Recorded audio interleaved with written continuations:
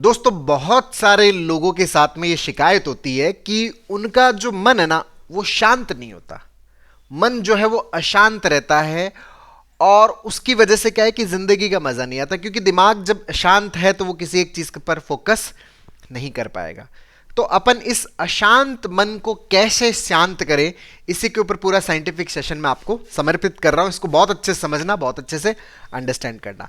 देखो, हमारा दिमाग जो है वो शांत रहेगा या अशांत रहेगा, ये इस बात पर निर्भर करता है कि हमारे दिमाग के अंदर जो न्यूरल पैटर्न्स हैं वो कैसे हैं। सारी की सारी कहानी किस पर निर्भर करती है? न्यूरल पैटर्न्स के ऊपर। न्यूरल पैटर्न्स क्या होता है? एक प्रकार का नक्शा होता है। जैसे घर का नक्शा होता है, अगर घर का नक्शा अच्छा है तो घर अच्छा बनेगा, घर का नक्शा खराब है तो घर खराब बनेगा। तो नक्शा है, तो हमारे दिमाग में किस तरह के पैटर्न्स है, उसी के आधार पर हमारे माइंड की स्थिति निर्भर करती है। अगर हमारे दिमाग में पैटर्न्स नेगेटिव है तो ये जो नेगेटिव पैटर्न्स हैं, इन नेगेटिव पैटर्न्स के कारण हमारे दिमाग में ओवर थिंकिंग रहती है। और इस ओवर थिंकिंग के कारण हमारा जो मन है वो हर वक्त क्या रहता है?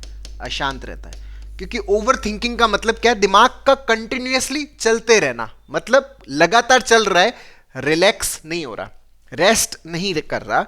इसका मतलब शांत नहीं हो रहा, मतलब वो क्या है? अशांत है। दूसरी तरफ अगर हमारे न्यूरल पैटर्न्स पॉजिटिव हैं तो ओवर थिंकिंग नहीं होती। ओवर थिंकिंग अगर नहीं होती तो मन क्या रहता है? शांत रहता है। तो अगर हमें मन के शांति की अवस्था की तरफ पहुंचना है, अशांति से हमें शांति की तरफ आना है, तो हमें हमारे जो नेगेटिव पैटर्न्स हैं उन नेगेटिव पैटर्न्स को हमें किस डायरेक्शन में करना पड़ेगा? पॉजिटिव पैटर्न्स की डायरेक्शन में। जिसके लिए हमें किसका प्रैक्टिस करना होता है? सीबीटी का प्रैक्टिस करना होता है। जैसे एक एग्जाम्पल से मैं इसको एक्सप्लेन कर रहा हूं कि एक व्यक्ति है जिनका कहानी मैं आप लोगों के साथ में शेयर कर रहा हूं। उनका एज 40 ईयर हो गया। ये बताते हैं कि सर 40 ईयर मेरा एज हो गया और अभी तक मैं शादी नहीं कर पाया। अच्छा, मैं शादी क्यों नहीं कर पाया? क्योंकि मेरे दिमाग के अंदर क्या है कि हर वक्त कुछ ना कुछ चलता रहता है। और स्पेशली जो मेरा पार्टनर है, उस पार्टनर को लेकर मेरे दिमाग में एक परफेक्ट इमेज बनी हुई है। और उसमें भी जो मेरा जो इमेज बना हुआ है वो मेरे पार्टनर के ब्रेस्ट को लेकर बना हुआ है। मेरे दिमाग में एक ख्याल चलता रहता है कि मेरा जो पार्टनर है उसका जो ब्रेस्ट है वो एकदम परफेक्ट होना चाहिए, उसका जो ब्रेस्ट है वो बड़ा होना चाहिए। आज तक मुझे ऐसी कोई लड़की नहीं मिल पाई जिसका जो ब्रेस्ट है वो बड़ा हो। तो इस कारण से मैं जो भी मेरे रिश्ते आते हैं, मेरे लिए उन सारे रिश्तों को क्या कर देता हूं?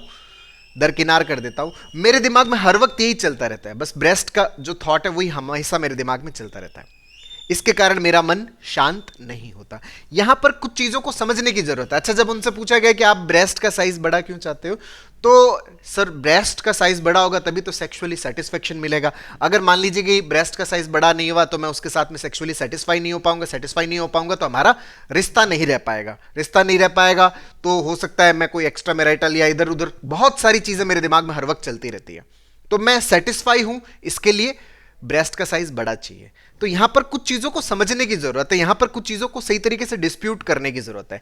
पहली ये चीज कि जो ब्रेस्ट जो है वो सेक्सुअली सेटिस्फाई करने के लिए नहीं है। ब्रेस्ट जो है वो बेसिकली बच्चे को फीड करवाने के लिए है।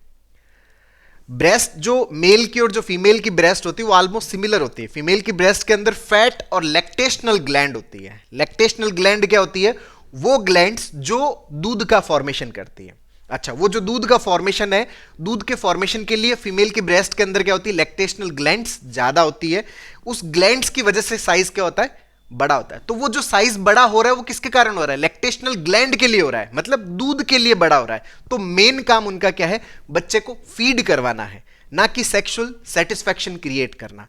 तो ये जो हमारे दिमाग में कॉन्सेप्ट बैठ रखा है ना कि नहीं ब्रेस्ट ही सेक्सुअली सेटिस्फाई करेगी, ये एक फॉल्स मिथ है हमारे दिमाग के अंदर।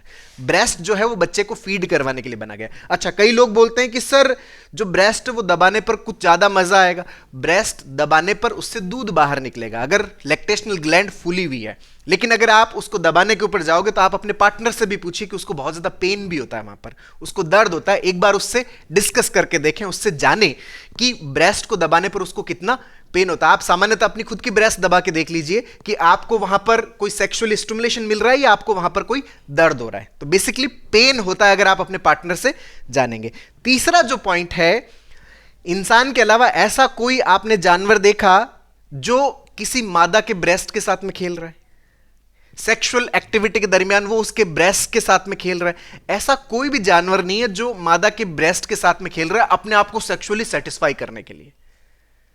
तो जो ब्रेस्ट, क्योंकि अगर ब्रेस्ट सेक्सुअल सेटिस्फैक्शन से रिलेटेड होती तो सारे जानवरों के अंदर ऐसा होता ना, इंसान में ही ऐसा क्यों? तो ये हमारा क्या है, एक प्रकार का हमने एक मानसिक सेक्स बना रखा अपने दिमाग के अंदर कि मैं सेक्सुअली सेटिस्फाई तभी होऊंगा जब मेरे पार्टनर के अंदर ये सारी चीजें होगी। अच्छा, ये कहानियां कहां से हमारे दिमाग के अंदर आई? ये आई सारी मूवीज देख के, पॉर्न मूवीज देख के। वहां से हमने हमारे दिमाग में इतनी सारी कहानियां फीड कर ली कि नहीं, सेक्सुअली सेटिस्फाई होना है तो ये पर्टिकुलर ये सारी चीजें तो होनी ही चाहिए, अगर ये नहीं है तो सेक्सुअली सेटिस्फाई नहीं हो पाएंगे। कुछ काम क्या है कि एडवर्टाइजिंग कंपनियों ने कर दिया, उनको अगर फीमेल या उससे रिलेटेड कोई भी प्रोडक्ट बेचना है या आदमियों को कोई फीमेल रिलेटेड प्रोडक्ट बेचना है तो उनके दिमाग में ये कहानियां भर दी गई। अच्छा, फीमेल कोई प्रोडक्ट को यूज कब करेगी? जब उसके सामने इस तरह का एडवर्टीजमेंट आएगा कि नहीं, आपका अगर ब्रेस्ट साइज ज्यादा होगा तो आप ज्यादा लोगों को अट्रैक्ट करेंगे। तो उसमें फिर ब्रेस्ट से रिलेटेड कुछ ट्रीटमेंट सजेस्ट करने आगे।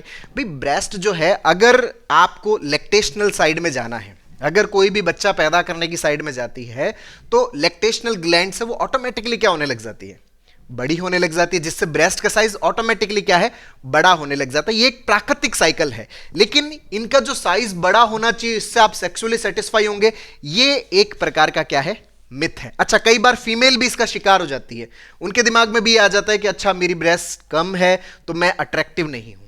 अट्रैक्टिवनेस का ब्रेस्ट से कोई लेना देना नहीं है। इसके चक्कर में बहुत सारे लोग जो है वो सर्जरी भी करवा लेते हैं, बहुत सारे जो लोग हैं वो आर्टिफिशियल ब्रेस्ट भी लगवा लेते हैं, जबकि इससे कोई लेना देना नहीं है। ये कॉन्सेप्ट हमें अपने दिमाग में सही करना पड़ेगा, ये बार बार हमें अपने आप को क्या करना पड़ेगा, एक्सप्लेन करना पड़ेगा। अदरवाइज हमारा जो दिमाग है वो हर वक्त क्या करता रहेगा, क्वेश्चन करता रहेगा। हर वक्त हमारा दिमाग क्या करता रहेगा, इधर उधर दौड़ता रहेगा, अशांत रहेगा, हर वक्त चलता रहेगा। तो ये पॉइंट्स हमें अपने आप को कंटिन्यूसली क्या करने पड़ेंगे, डिस्प्यूट करने पड़ेंगे, अपने आप को एक्सप्लेन करने पड़ेंगे, तभी हमारा माइंड क्या हो सकता है, शांत हो सकता है। हमारे जो सेक्स को लेके जो कॉन्सेप्ट बने हुए हैं उन कॉन्सेप्ट को हमें सही करना पड़ेगा। तो दोस्तों, उम्मीद करता हूं आपको ये वीडियो पसंद आएगा, नीचे कमेंट बॉक्स में लिखकर जरूर बताइएगा। और अब तक यदि आपने मेरे यूट्यूब चैनल DRK TV को सब्सक्राइब नहीं किया तो प्लीज उसे सब्सक्राइब करें ताकि मेरे नए वीडियो का नोटिफिकेशन आप तक सबसे पहले पहुंचे। दोस्तों, हम लोगों ने हमारा जो मन है उस अशांत मन को कैसे हम शांत करें, कैसे हम नेगेटिव पैटर्न्स को पॉजिटिव की साइड में लेके आएं, उसके ऊपर हम लोगों ने CBT के ऊपर एक स्टेप बाय स्टेप लर्निंग का एक पूरा फंडामेंटल कोर्स लॉन्च किया हुआ है, जिसका लिंक नीचे डिस्क्रिप्शन में, जिसको आप अपने भीतर इंस्टॉल करके अपनी जो साइकोलॉजिकल प्रॉब्लम्स है उसको पूरी तरह से खत्म करने में बहुत अच्छे से मदद ले सकते हो। बहुत बहुत धन्यवाद दोस्तों। जय हिंद, जय भारत।